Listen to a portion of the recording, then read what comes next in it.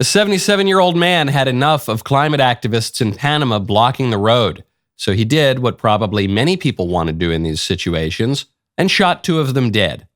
For his actions, Kenneth Darlington was not only arrested, but has gone viral to the implicit and explicit cheers of many conservatives who are rightly frustrated by climate activists' shenanigans, such as shutting down roadways, preventing parents from taking their children to the hospital even, and attacking priceless art. But of course, Darlington's vigilantism is not actually justified. You don't just get to shoot people for inconveniencing you, no matter how annoying they are. And yet, Darlington's actions are entirely to be expected. Authorities in Panama and around the world regularly refuse to enforce the law when leftists break it. And when the legitimate authority refuses to do its job, things like this always happen. Always, necessarily, because of a fact that I have observed for some years now, which is that there will be order. Order can be enforced by the police, order can be enforced by the civil authority, or order can be enforced by an old man civilian with a gun who's had enough. But society will not tolerate chaos for long. So the question is, what kind of order will we have? I'm Michael Knowles. This is the Michael Knowles Show.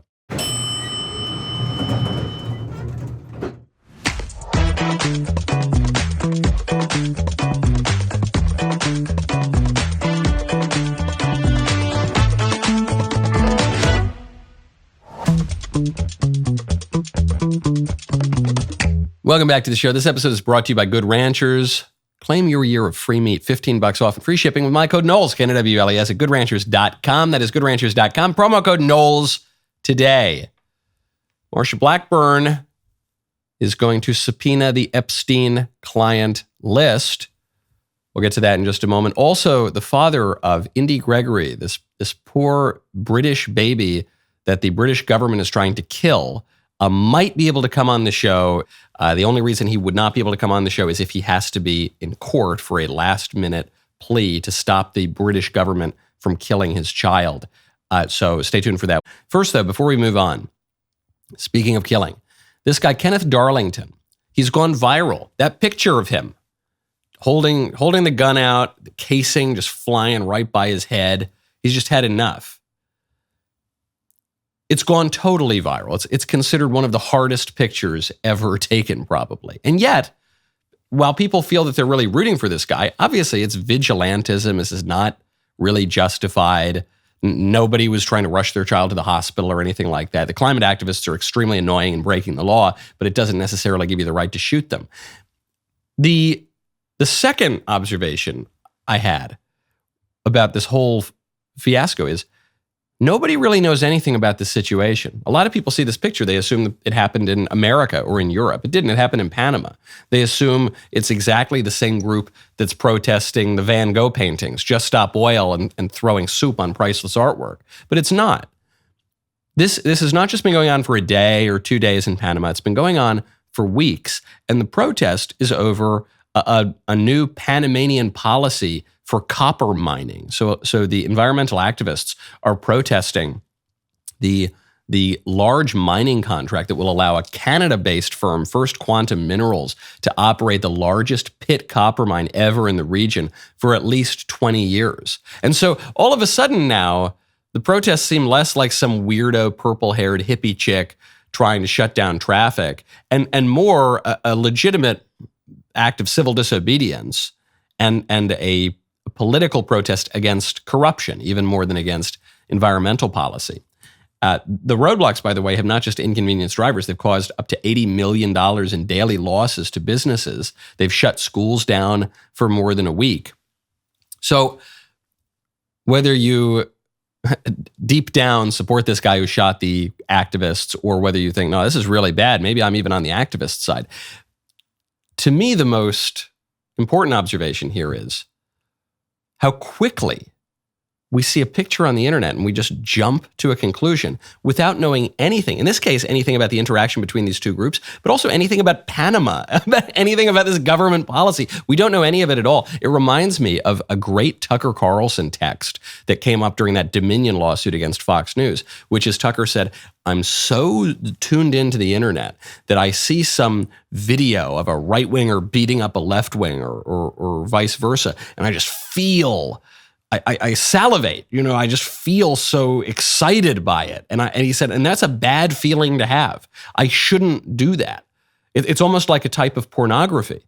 It's not sexual, but it doesn't rile up your lust, but it riles up your anger, it riles up your wrath, it riles up your pride, it riles up whatever. We don't know anything about it. An image is worth 1,000 words, and then we fill in those 1,000 words with whatever preconceived notion we already had floating around our heads. It has nothing to do with the situation in Panama. Speaking of law and order, 7 Nashville police officers have just been placed on leave over the shooter Manifesto leaks. There was the shooting, the identifying gal who slaughtered those poor little kids at the Christian school, at Covenant School in Nashville. Then we didn't hear the Manifesto for weeks and weeks, months and months. Even though in all of these shootings, whenever it's a white guy, if the white guy especially is a little right wing, the Manifesto leaks immediately. Here we didn't get anything. And then Stephen Crowder and his team were able to get a leak of the Manifesto. And we saw, wait, I don't even see a ton of pro stuff in here. It's largely anti-white rhetoric, very left-wing rhetoric, but specifically anti-white, even though the shooter was white. And we only saw 3 pages of the leak. There's obviously more to the Manifesto. So what does the Nashville Police Department do? Do they go and they say, okay, we're going to release the rest of the Manifesto? Do they go and shed any light on this horrific shooting in Nashville? No, they place 7 cops on leave, which tells me this whole Manifesto is likely much, much worse. The moment that the Manifesto leaked, you saw left-wing journalists say these were taken out of context and this is a selective leak. Even the authorities, this is a selective leak to paint a political picture. Oh, you don't like a selective leak? Then release the whole thing. Well, no, we don't. Oh, why? If it's a selective leak that paints a dishonest, deceptive picture of the shooter, then release the whole thing, and then we'll have the full picture. Well, no, we don't want to do that. Why? Because the full Manifesto almost certainly is even worse for the political left. That's why they want to cover this up. Now, speaking of demoniacs, there's a really troubling video that just came out. It's troubling because it sheds light on evil things that go on in our world that we want to deny. But I kind of like the video in that it sheds light on evil things that go on in our world that a lot of people want to deny. This is of a witch describing how she performs satanic rituals through her abortions. How to practice abortion as a magical ritual. Part 1. My qualifications for teaching this: I am a witch who has had abortions and has used them as rituals. I've been through this twice. And it's birthing magic and death magic simultaneously. If you are a womb body who has made the decision to have an abortion, keep in mind that there is death and there is life. There has been a conception. There is life that has been conceived. For me, I look at the abortions I've had as workings. So just like you would go through a spell and do things in a very specific order, you would lay things out in a very specific order, because how we do our rituals and our workings and our spell castings, the order that we do them in is the order they play out in the physical, when the magic really kicks in and our spirits that we have called on say it's time for that working to work. So if we look at an abortion and conception ritualistically, there's a life that has been conceived. So this witch is willing to admit something that most mainstream liberals will not admit. Most pro-abortion, regular old liberals will not admit, namely that abortion obviously ends a life. It wouldn't be abortion otherwise. And she says further that the abortion is not merely a physical action, because we're not merely physical beings, it's a spiritual action. And this witch, who does witch stuff, who worships and communes with demons, at least in her own mind, she thinks she's doing that. She says, obviously, the power of life and death is used in a ritual. And people are going to listen to this and they're going to say, man, these young people, they're really into some weird stuff. This new age, weird, hippy-dippy, this is crazy. But it's not new. This isn't new at all. This has been going on for all of human history. The thing that is new is denying that this exists. For all of human history, everywhere on earth, women like that have called themselves witches and killed their babies and believed that they were communing with demons and believed that blood sacrifices had a spiritual consequence to them, particularly vis-a-vis the worshiping and communing with demons. And now we, in modern secular liberal society, we say, oh, that's all totally crazy.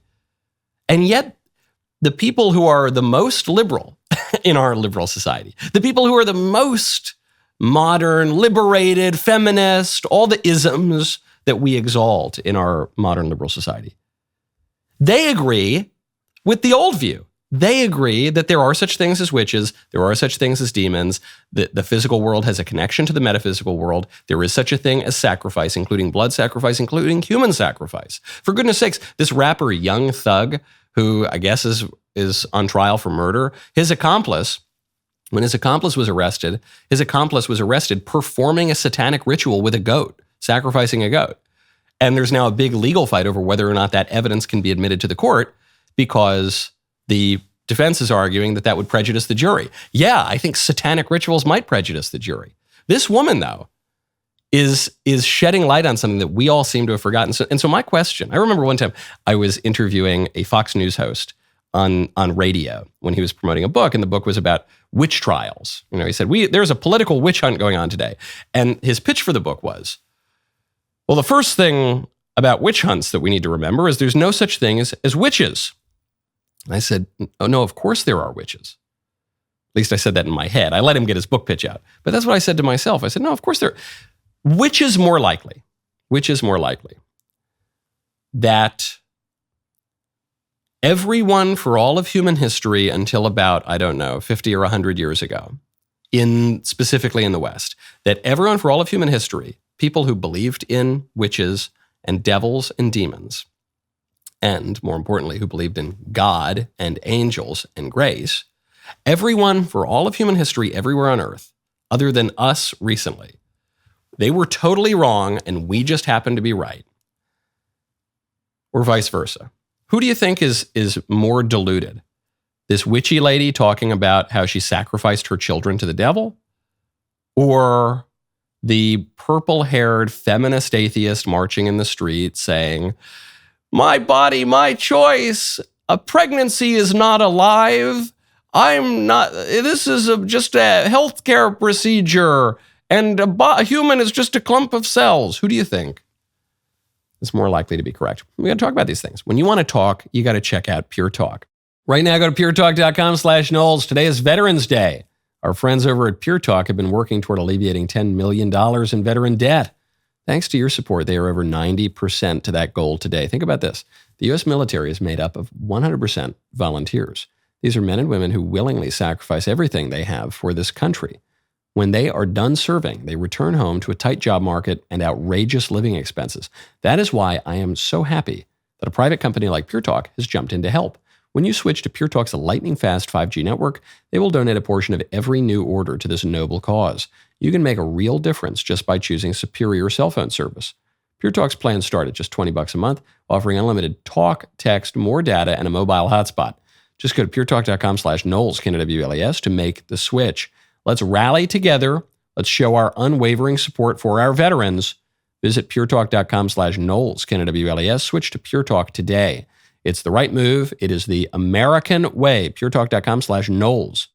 If you want to hear more on witchcraft, which very much does still exist, you can check out my very long-form interview with the former witch, which is now available on YouTube under Michael and the former witch.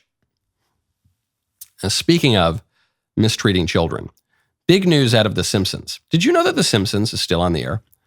The Simpsons, the cartoon that started in 1989, I believe, has been on for 34 seasons, and there have been many cultural memes that have come out of The Simpsons, one of which is Homer Simpson strangling his son Bart, but apparently no longer. Whoa, that's quite a grip. See, Marge? Strangling the boy has paid off. Just kidding. I don't do that anymore. Times have changed. So it's a little joke about this meme from The Simpsons, but it's actually The Simpsons telling you something real about the show and about how the political correctness has affected the show. Homer doesn't strangle Bart anymore. Used to be whenever Bart would do something bad, Homer would go strangle him. Bart's like, ah, ah, ah, ah. But now they don't do that. We no longer joke about strangling our kids in society. Now, back 30 years ago, when The Simpsons had, or 20 years ago or 15 years ago, when Homer would strangle Bart, it's not that it was culturally accepted to strangle your children. It was a joke. It was a joke about how sometimes your kids get on your nerves and you just want to wring their little necks, or, but you don't actually want to do it. You love your kids. We're not allowed to even joke about that anymore. However, now we are allowed to castrate our children. Now we are allowed to kill our children through abortion. 30 years ago, in polite company, one would not really defend abortion. 30 years ago, when The Simpsons was starting out making jokes about strangling their kids, even if you supported abortion, you would probably say, look, abortion is obviously an evil thing. Nobody wants abortions. We all want fewer abortions, but because of the difficulty and complexity of this issue, abortion ought to be safe, legal, and rare. That was the Democrat position. It should be rare because of how awful it is, but we should tolerate it. That was the whole debate. Now, however, we're at a stage where people will say we need to shout our abortions. Oh, abortions are so wonderful. We need to enshrine in the Ohio State Constitution a right to kill babies up until the moment of birth. Oh, a baby's not even a baby. No, it's just a clump of cells. It's a product of pregnancy. It's not. No, it's good. It's an affirmative good. Shout your abortion. I think there might be a relationship here.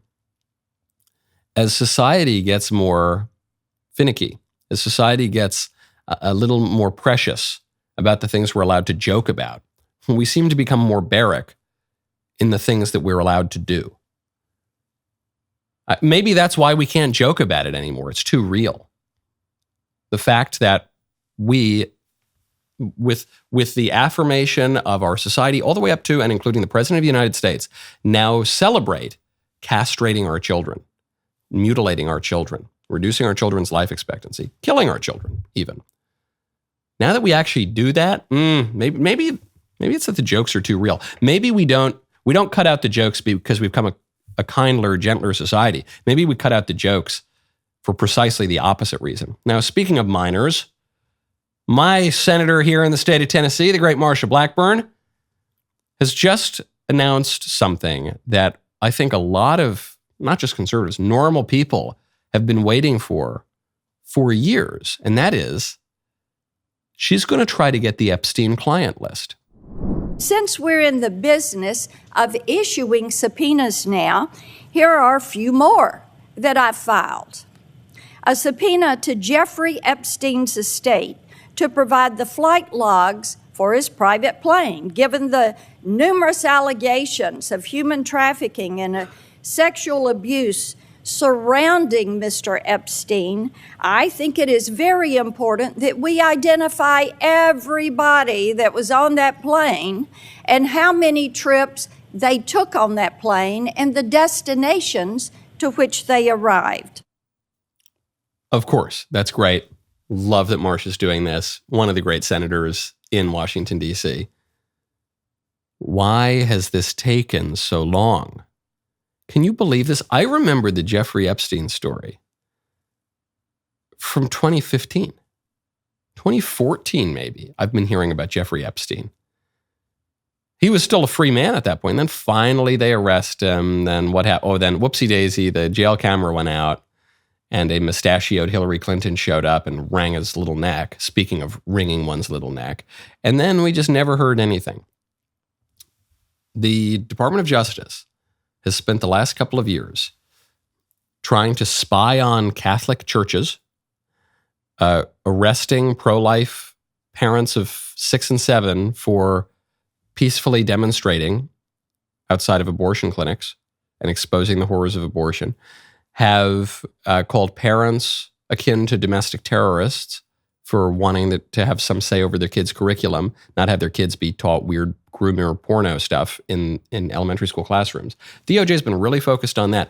Where's the Epstein client list? How is it that Ghislaine Maxwell, Epstein's intelligence-connected business partner, went on trial, was obviously arrested, and yet do we have one name confirmed?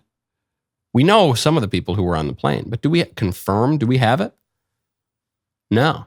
Frankly, I want the Epstein client list moved to the top of the list. To me, that's more important than Hunter Biden. It's more important than impeaching Joe Biden. I want to know who in our public life is so compromised. Now, one thing you don't need to compromise on is your education if you check out Hillsdale. Right now, go to hillsdale.edu/Knowles. Are you a few years or decades out of school and wondering, what did I learn? What was the point? You might even be thinking, I don't have the time to learn something new. If that's you, you're not alone. It's not too late. Hillsdale College is offering more than 40 free online courses. Learn about the works of C.S. Lewis, the rise and fall of the Roman Republic, or the history of the ancient Christian church with Hillsdale College's online courses. If you are not sure where to start, check out C.S. Lewis on Christianity. In this 7-lecture course, you will examine some of Lewis's classic works, including Mere Christianity, the Screwtape Letters, and the Abolition of Man. You'll also see what Lewis had to say about scripture, prayer, suffering, joy, heaven, and hell. The course is self-paced so that you can start whenever and wherever.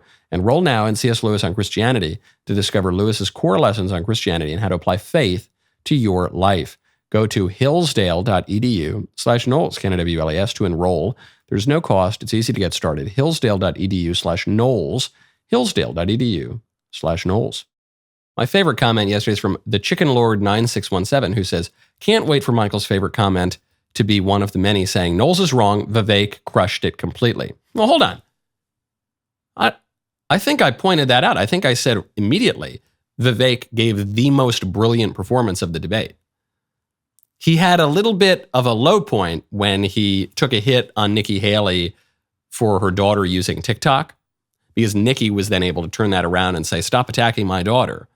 And then she made some comment about her high heels being ammunition or something like that. And then the Vivek supporters could come back and say, well, hold on, Nikki Haley's daughter she's not 10 years old. She's 25 years old. She's an adult. But still, that was a little, but the reason that anyone is even talking about Vivek is because, and the reason he has occasionally a misstep, but he has a lot of home runs too, is because he's the only one taking any risks. In the whole race, Vivek is the only person taking any risks at all. But I think that's also the reason that I would probably score DeSantis as having won. I don't think I also said, I don't think anything is going to move the polls really at all, not in any significant way.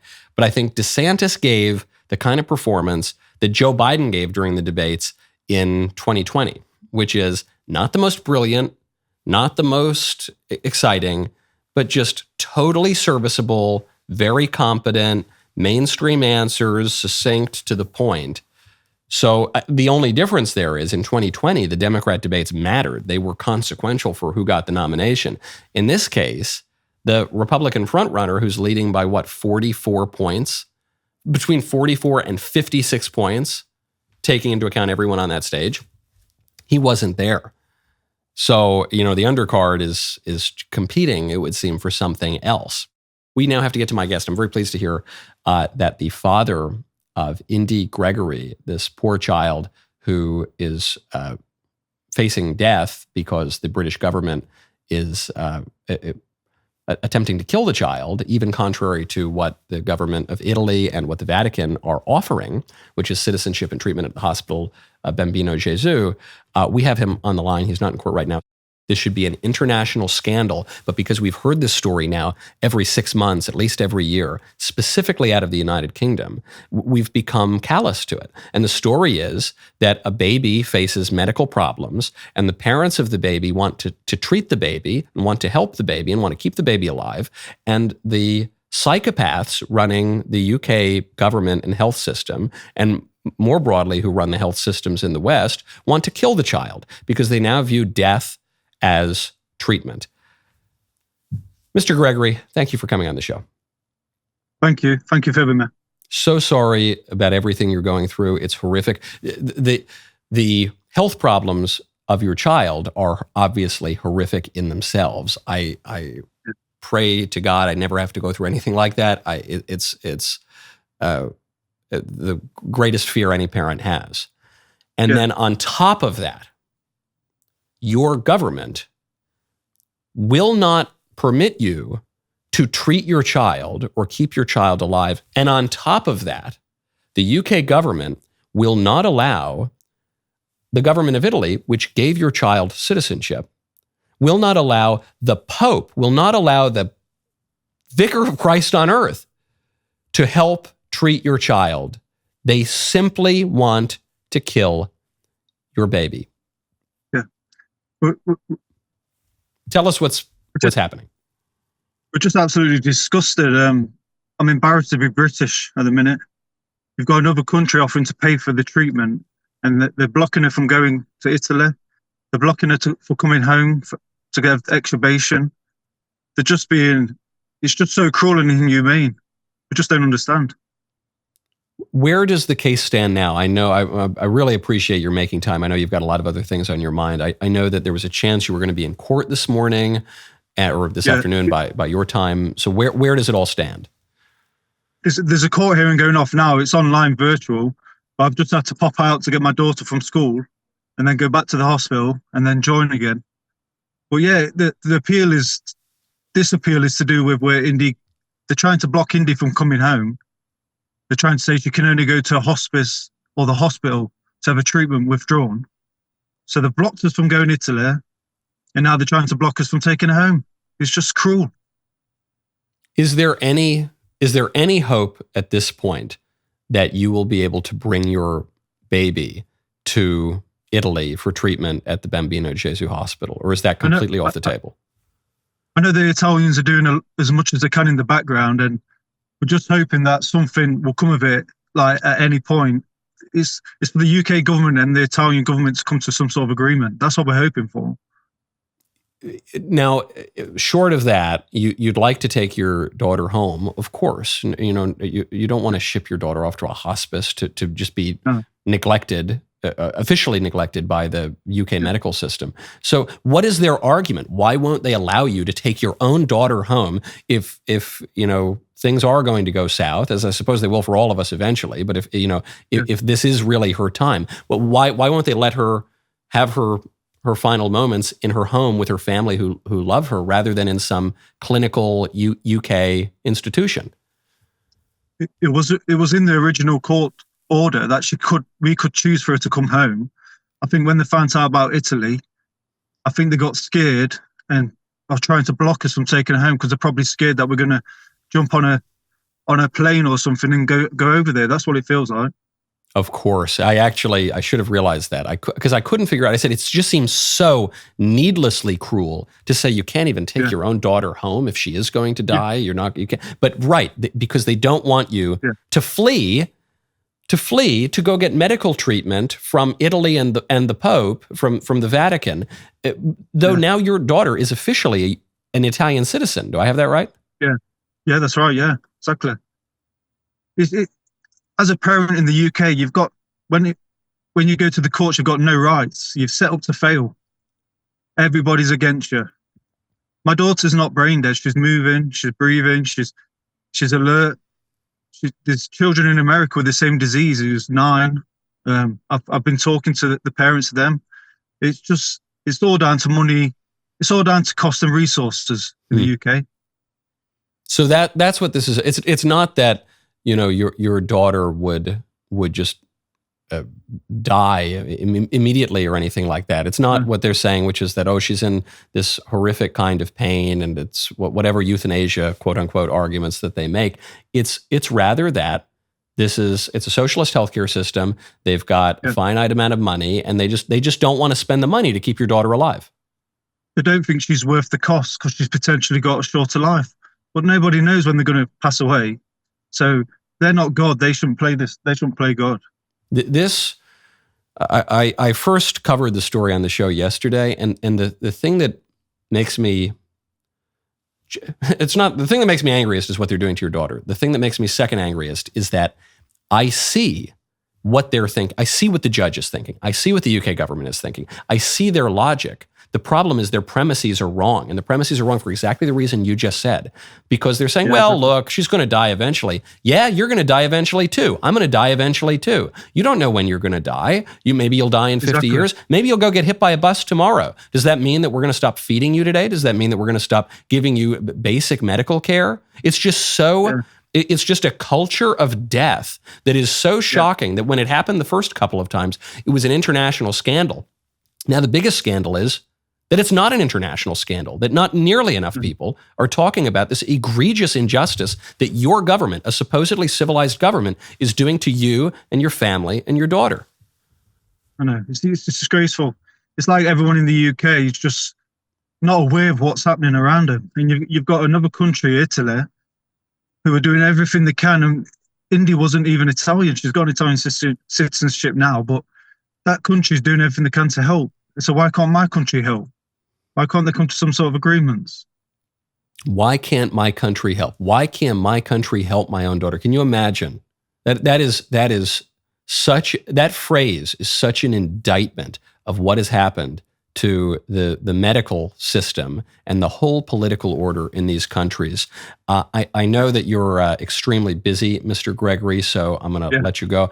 And I know that there's, sometimes we say if there's a real important international cause, we say, well, how can we help? Where can we donate? I know that what we're talking about here is a matter of hours or days, the kind of urgency. So, of course, I encourage everyone to pray for you and your family and for your daughter, that there is a happy conclusion, even as unlikely as that seems right now. A priest friend of mine, a British priest friend of mine, pointed out once that prayer is not the last resort, prayer is the first resort. And so we will all absolutely be praying for you. If there's any other way that we can help, please do let us know. All right. Thank you. Cheers. Thank you, Mr. Gregory. There's a report out now that the leaders of Hamas are living in Qatar. We all know that. They're not living in Gaza. They're not living in the West Bank. They're living in Qatar, which is a very wealthy Arabian country. And their combined worth seems to be $11 billion, which is a lot of money, even in Qatar. Qatar is an expensive country, but $11 billion goes pretty far away there as well. Which reminds me that there are really bad incentives in this war in the Middle East. The leaders of Hamas have no incentive to compromise and protect innocent people in Gaza.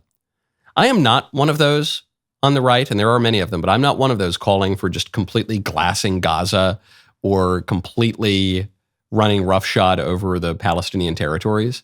I don't think that would be good. I don't think that's justified according to just war theory. But likewise, I don't really see how you give the people of Gaza a nation state. How do you do that?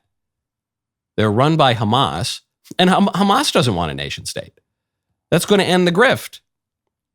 Hamas is making, the leaders of Hamas, just the handful of leaders of Hamas, 3 of them, are worth $11 billion, and they're living in luxury in Qatar. Why? They don't want to go back to Gaza. They don't want to go anywhere near there. And the moment that the fight is over, they lose their money. You even see this a little bit.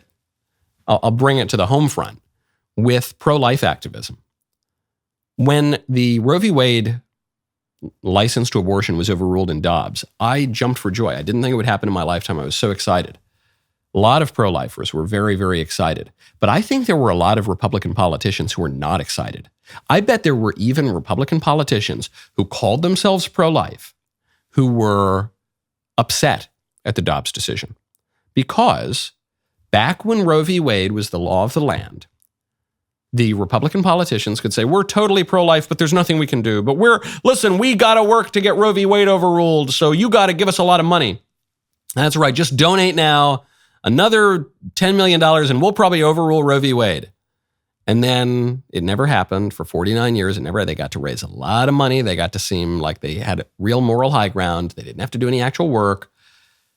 And then the Dobbs decision comes down. All of a sudden, they're not getting all that money anymore.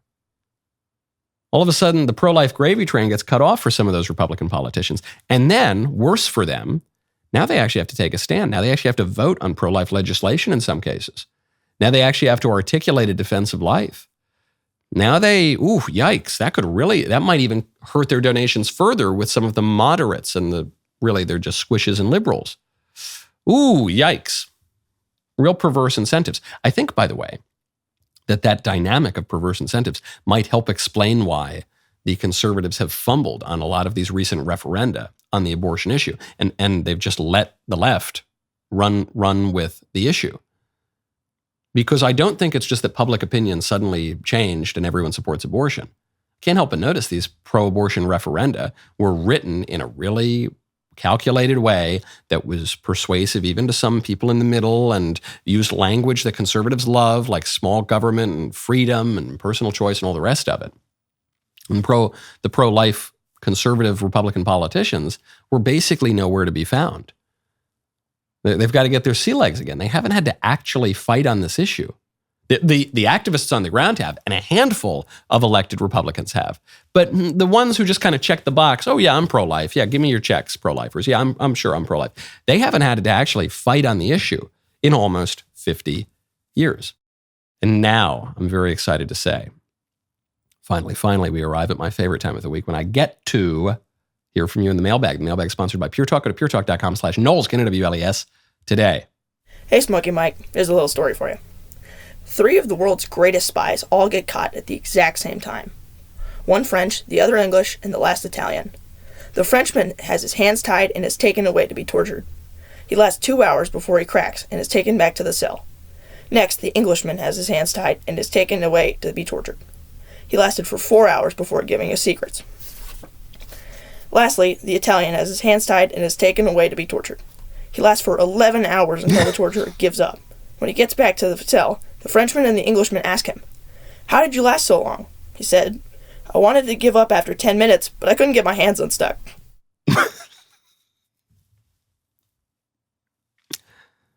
I could see that coming a mile away. But I like it. And I might have to use that joke in the future. Next one. Hey, Dirty Mike. Bryson was taken here, and I regret to inform you that my name is still taken. I need you to put on your Nostradamus cap for my question. Let's say the betting odds are correct and Trump is the nominee. Given that Ron DeSantis cannot run for governor again, what do you think his political future looks like? I can't imagine he plans to go gently into that good night after his term is over. Given that Florida is already quite red in D.C., I can't see him running for House or Senate. Does he fall in line behind Trump after dropping out and hope for a cabinet position should Trump win? I do think Trump's diehard supporters will soften on him, similarly to Cruz after the 2016 election. Do you think there's an avenue for him to capture the Republican Party in the future? What's the pathway for that? Anyway, thanks for answering my question. Love the show. Yes, I think there is a future for Ron DeSantis. I don't think that people hate Ron DeSantis. I think there are a lot of people like me who really like Donald Trump and really like Ron DeSantis. I know that that's not represented in the media all that. I might be the only person with a show who's saying that, but I think that's a lot of people. And they'll say either, "Oh, I really like Trump, but I'm rooting for DeSantis now," or they'll say, "Look, I like Trump. Trump's the man. He's running. He can get these things done, and Ron is good too, but he needs a little time to cook, and he'll have his turn also." And I think, if the relationship between Trump and Cruz could be rehabilitated, I think the relationship between Trump and DeSantis could too. I don't think it's personal with DeSantis. It's like that line from The Godfather when Michael Corleone says he wants to go shoot the cop that beat him up. And Tom Hagen and Sonny, the brother, they're laughing at him. They say, "Oh, you're getting all riled up." He says, It's not personal. It's not personal, Sonny. It's only business. It's only business, Sonny." I think that's the same thing here with Trump and DeSantis. I think it's business, and then it could move on. I could see DeSantis maybe running for U.S. Senate, maybe. I could see him going into private industry for a little while and then coming back and running again later, though that would be a little bit tougher. But look, he's a bulldog, and he's very good, and his views represent more the future of the Republican Party than do the views of the squishes and the libs. So I think he's got a pretty bright future, even though he's taken on Trump. Next one. Dear Michael, According to Catholic doctrine, can non-Catholic Christians go to heaven? I haven't been able to find a straightforward answer to this online. Thank you so much. There is about a 10-hour answer to this that still would probably be unsatisfactory. The operative term here, the operative phrase in Catholicism is extra ecclesiam nulla salus. Outside of the church, there is no salvation, which has been interpreted for some time now to mean not exactly that if you are not a practicing Catholic, that you have absolutely no hope of salvation, but rather that without that salvation comes through the church and from the church, but that we can hope. And I certainly do pray. I have relatives and friends and loved ones who are not explicitly Catholic, and I pray for them, and I pray for God's extraordinary mercy. There was a view sometimes called Feeneyism or the Boston heresy that took a much narrower reading of extra ecclesiam nulla salus that some would argue was condemned as a heresy by the Vatican, though that's also a complicated issue. So what is the upshot that I would suggest? I would suggest that we pray in earnest for our friends and loved ones, for God's extraordinary mercy and for their salvation. But I would recommend, if it's your own life that you're talking about here, I would recommend you avail yourself of the sacraments and the graces afforded from our Lord through his church. That's what I would do. Okay, next one. Hey, Michael, I currently attend the Latin Mass, but what with the restrictions that have come down recently, our bishop has decided to move the Mass to a different parish. Should we switch to the new parish, even though that would mean giving up on the very strong community that we have at our current parish? And or should we stay at our current parish where our pastor has offered to do the Novus Ordo ad orientem in Latin with incense, chant, and all the rest of it, especially in light of the fact that at the new parish, our bishop has said we are not allowed to have any Latin Mass gatherings or events. I appreciate your thoughts on this. Thank you. That's a tricky one. I love the traditional Latin Mass. For those who are not mackerel-snapping papists out there, the traditional Latin Mass is not merely different from the new Mass that came about in the 1960s and 70s called the Mass of Paul VI. It's not merely different in that one is Latin, one is English. Actually, what's even more confusing is the new Mass, the Mass of Pope Paul VI, is normatively done in Latin too. But what the difference is that a lot of prayers are removed.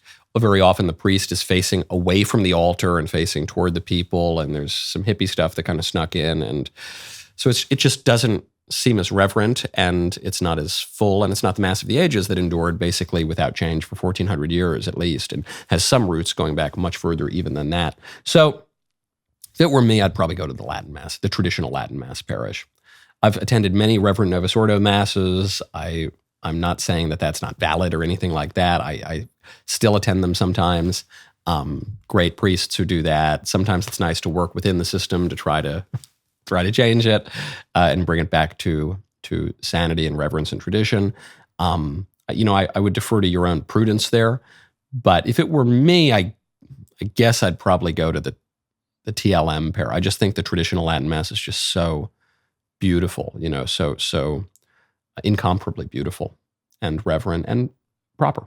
Okay, written mailbag question from Joseph. Hey, Michael, I'm in love with a girl who I want to marry, and I'm thinking about popping the question. However, there's a mental block in my mind saying that my actual soulmate is out there somewhere in this world. This thought has nothing to do with the girl I'm with now. She's great. Just comes from my own weird form of paranoia. Any advice getting over this? If I'm thinking this way, does it mean my girl isn't the one? Thanks. No, look, everyone has doubts in romance. When you're dating, even if you're with the love of your life, before you've made a commitment, especially as you're approaching the moment where you say, am I going to be with this person for my entire life? Of course, it's perfectly natural, especially in our modern dating culture where people very often meet later, they meet on an app or something where you don't really know the person for so long. It's very common for people to say, well, is this really the one? I don't know. What if I had swiped left on that person? I swiped right on someone else. Would that other person be my soulmate? So that's perfectly normal. I would not worry about that. If you are thinking about an actual other girl, if you were thinking about an actual person and saying, should I marry this girl or that girl, then I would interrogate that question and come to an answer on it. If you are thinking about an imaginary girl, then I would focus just on your prospective fiance and say, is there something here that I think is not going to work? Am I imagining some other girl because there is something within this person that I suspect is just not conducive to a good life? Am I only marrying this person because, I just turned such and such age and I just feel it's time to get married? And if so, how difficult would that be? If the issue is, I don't like the way that this person, washes the dishes, then you can probably move on. If it's, I don't like this habit of virtue or vice, and this person is a Zoroastrian and I'm a Presbyterian, well, that might be a bigger problem. So I would interrogate that, but I wouldn't let your wondering as a man, is there someone else out there? I wouldn't let that be the reason you don't get married. I mean, that's totally natural. Question is, what's driving that? From Dan. Hi, Michael. I'm a casual cigar consumer. I went searching for your cigars as soon as I heard the news. My question is, how do you recommend your cigars be consumed?